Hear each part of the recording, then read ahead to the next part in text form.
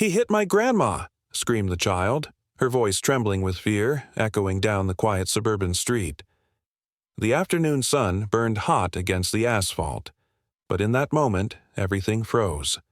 Outside a small convenience store, a group of Hells Angels bikers sat astride their gleaming motorcycles, engines rumbling low, leather vests marked with the red and white insignia that made most people turn away. But when they heard the cry, they all looked at each other, sharp, alert, instinctive. Without hesitation, their leader, a broad man with graying beard and piercing eyes named Jack, swung his leg off his bike. "You heard that," he muttered, already moving. The others followed, boots hitting the ground in unison, the clinking of chains and buckles echoing like distant thunder.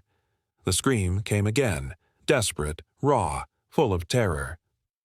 "Please, someone help her." The bikers broke into a run. At the end of the street, near a faded wooden house, they saw it.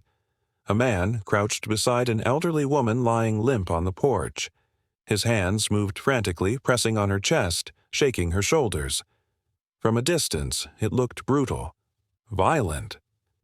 The little girl stood frozen near the steps, crying uncontrollably, clutching a torn doll. Jack's pulse raced. "Get him off her!" he shouted. They stormed forward.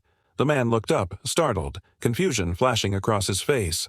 "Wait! She's not—" he began, but before he could finish, two bikers pulled him back roughly.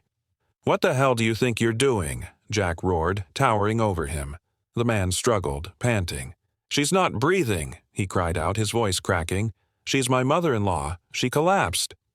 Jack froze. The words hit like a cold wave. He looked down at the old woman, her pale face, her still body, her lips slightly parted. One of the bikers, a former medic from his army days, dropped to his knees beside her.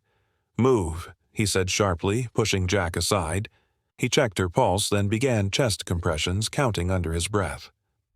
The rest stood around in silence, the tension thick as smoke.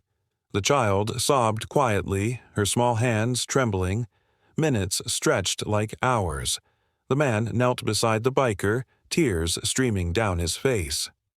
"Come on, please," he whispered. "Don't go like this." The biker pressed harder, sweat dripping from his brow. "She's still got a chance," he muttered. Then suddenly, just faintly, the woman gasped. A shallow breath, but it was enough. The medic looked up. "She's back." The little girl cried out and ran to her grandmother, clutching her hand. The man collapsed backward, overcome with relief.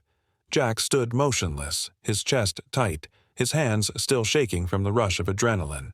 The sound of approaching sirens filled the air, growing louder as an ambulance turned the corner. When the paramedics arrived, they quickly took over. One of them nodded at the bikers with quiet respect. "You probably saved her," he said. But Jack shook his head and glanced at the man who was still sitting on the porch, holding the girl close. "No," Jack said softly. "We almost made it worse."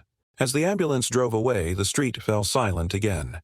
The sun was beginning to set, painting the sky orange and gold. Jack looked at his crew, rough men with tattoos and leather, now standing in uneasy stillness. They weren't saints.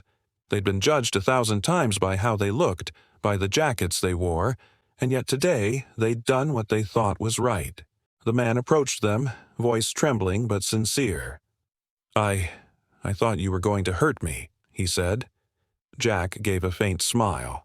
"Funny," he replied. "We thought the same about you." The two men shared a brief look, an understanding that went deeper than words. Then Jack turned, started his bike, and the others followed, engines roaring to life one by one. As they rode off down the fading light of the street, the little girl watched them go, her small hand raised in a silent wave. She didn't know who they were, or what their lives were like, but she would remember the sound of those engines, and the men who appeared like thunder and left like ghosts. And in that moment, everyone understood something simple and powerful. Sometimes what looks like violence is an act of love, and sometimes the roughest hands carry the biggest hearts.